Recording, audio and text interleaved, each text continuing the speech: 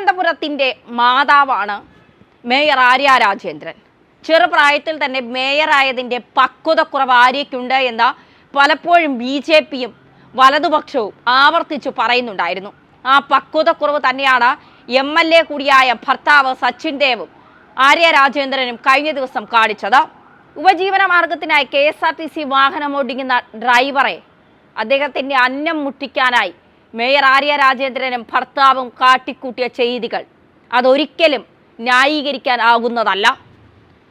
ബസ്സിൻ്റെ പുറകിൽ നിന്ന് പ്ലാമൂട് വെച്ച ബസ്സിൻ്റെ പുറകിൽ നിന്ന് വന്നപ്പോൾ KSRTC ഡ്രൈവർ വൃത്തികെട്ട ചേഷ്ടകൾ കാണിച്ചു എന്നാണ്, അശ്ലീലകരമായ ചേഷ്ടകൾ കാണിച്ചു എന്നാണ് ആര്യ രാജേന്ദ്രൻ പറയുന്നത്.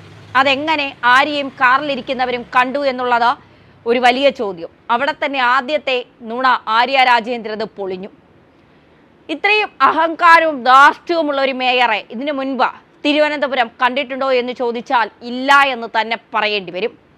മാത്രമല്ല, ഒരു ഡ്രൈവറുടെ പണി തെറിപ്പിക്കാനായി, വ്യക്തിവൈരാഗ്യം തീർക്കാനായി ഇല്ലാത്ത പച്ചക്കള്ളങ്ങൾ പടച്ചുവിട്ട് യദു എന്ന് പറയുന്ന സാധാരണക്കാരനായ ഒരു ഡ്രൈവർ അദ്ദേഹത്തിൻ്റെ ജോലി ഇല്ലാതാക്കാനായി ആര്യ രാജേന്ദ്രൻ മാധ്യമങ്ങളുടെ മുന്നിൽ വന്ന ഘോരഘോരമായി പ്രസംഗിക്കുമ്പോൾ, അല്ലെങ്കിൽ പച്ച നുണകൾ വിളിച്ചു പറയുമ്പോൾ അവർ വിചാരിച്ചില്ല CCTV ചതിക്കുമെന്ന്. CCTV മാത്രമല്ല, മന്ത്രി ഗണേഷ് കുമാറും ആര്യ രാജേന്ദ്രനെ ചതിച്ചു. മേയറും MLAയും ആകുമ്പോൾ ആർക്കെതിരെയും എന്ത് ആരോപണം ഉന്നയിച്ചാലും ഉടൻ തന്നെ സർക്കാർ ജീവനക്കാരാണ് എങ്കിൽ അവരുടെ പണി തെറിപ്പിക്കും, അല്ലെങ്കിൽ നിന്നെ ഞാൻ കാണിച്ചു തരാമട എന്നൊക്കെയാണ് ആര്യയും ഭർത്താവ് സച്ചിൻ ദേവും കൂടി ആ പാവൻ ഡ്രൈവറായ യദുവിനോട് പറഞ്ഞത്. ഞാൻ ആരാണെന്ന് അറിയില്ല എന്ന് പറഞ്ഞപ്പോൾ അതിൻ്റെ കൂടി ഒരു പക ആര്യയ്ക്ക് തോന്നിക്കാണും. ഞാൻ തിരുവനന്തപുരത്തെ മേയറാണ്, ഇത്രയും ഫേമസ് ആയ എന്നെ നിനക്കറിയില്ലേടാ എന്നുകൂടി ചിലപ്പോൾ ആര്യയ്ക്ക് തോന്നിക്കാണും. ഗണേഷ് കുമാർ മികച്ച ഒരു ഗതാഗത മന്ത്രിയാണെന്ന് അദ്ദേഹം പലപ്പോഴും തെളിയിച്ചുകൊണ്ടിരിക്കുകയാണ്. ഇപ്പോഴും അദ്ദേഹം അത് തന്നെ തെളിയിച്ചു. ആര്യ രാജേന്ദ്രൻ പറയുന്നത് മാത്രം കേട്ട യദുവിനെതിരെ നടപടിയെടുക്കാൻ കഴിയില്ല. കുറച്ച് ദിവസത്തേക്ക് മാറ്റി നിർത്താം, അല്ലാതെ യാദുവിൻ്റെ ജോലി കളയാനോ സസ്പെൻഡ് ചെയ്യാനോ യദുവിനെതിരെ നടപടി സ്വീകരിക്കാനോ തൽക്കാലം കഴിയില്ല. കാരണം ആ ബസ്സിലെ ഒരു യാത്രക്കാരും യദുവിനെതിരെ മൊഴി നൽകിയിട്ടില്ല. മേയറും ഭർത്താവും സീബ്ര ലൈനിൽ വാഹനം കൊണ്ടിട്ട് കാണിച്ച ചെറ്റത്തരങ്ങളാണ് യാത്രക്കാർ തുറന്നു പറഞ്ഞത്. അതുകൊണ്ട് തന്നെ യദുവിന് ഒരു തരത്തിലുമുള്ള പ്രശ്നങ്ങൾ ഉണ്ടാകില്ല എന്നുള്ള കാര്യം സത്യം തന്നെയാണ്. പക്ഷേ നിയമങ്ങൾ ലംഘിച്ച ഒരു ജനപ്രതിനിധിയായിരിക്കുന്ന 2 പേർ നിയമങ്ങൾ ലംഘിച്ചതിന് മേയറുടെ പണിയും പോകും, സച്ചിൻ ദേവിൻ്റെ MLA പദവിയും പോകും എന്നുള്ളതാണ് യാഥാർത്ഥ്യം. എന്തായാലും BMSകാരനായ യദു രാഷ്ട്രീയ വൈരാഗ്യത്തിലാണ് ഇത്തരത്തിൽ കാട്ടിക്കൂട്ടിയത് എന്നൊക്കെയാണ് ആര്യ രാജേന്ദ്രൻ പറയുന്നത്.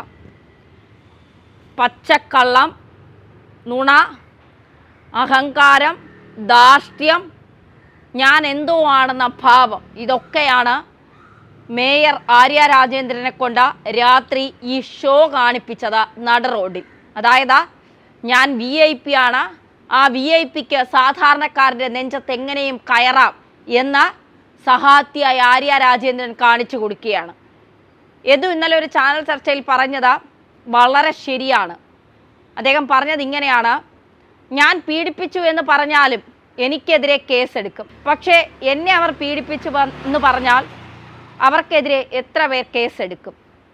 ഞാനൊരു സാധാരണക്കാരനാണ്, എന്നെ എന്ത് വേണമെങ്കിലും അവർക്ക് ചെയ്യാം. അവർ ആ പദവിയിലിരിക്കുന്ന ആളാണ്, അതുകൊണ്ട് അവർക്ക് എന്ത് വേണമെങ്കിലും എന്നെ ചെയ്യാം, എൻ്റെ ജോലി കളയാം, എൻ്റെ ജീവന് തന്നെ ഭീഷണിയുണ്ടെന്നൊക്കെ യദു പറയുന്നുണ്ട്. എന്തായാലും ഗണേഷ് കുമാറും അതിലെ യാത്രക്കാർക്കും വലിയൊരു നന്ദിയാണ്. കാരണം ആ യദുവിനെ പോലെ സാധാരണക്കാരായ നിരവധി ഡ്രൈവർമാർ, നിരവധി പേർ ഉറക്കം പോലും കളഞ്ഞ് രാവും പകലുമില്ലാതെ ഓവർ ഡ്യൂട്ടിയൊക്കെ എടുത്താണ് KSRTCയിൽ ജോലി ചെയ്യുന്നത്.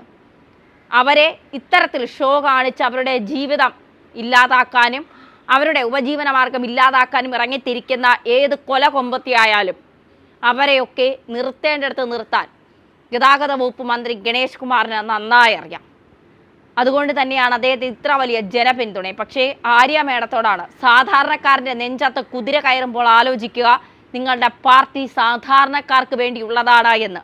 മുഖ്യനെ കണ്ട് പഠിക്കല്ലേ മോളെ ആര്യ രാജേന്ദ്ര. കേരളത്തിലെ ജനങ്ങൾ കണ്ടുകൊണ്ട് നിൽക്കുമെന്ന് വിചാരിക്കേണ്ട.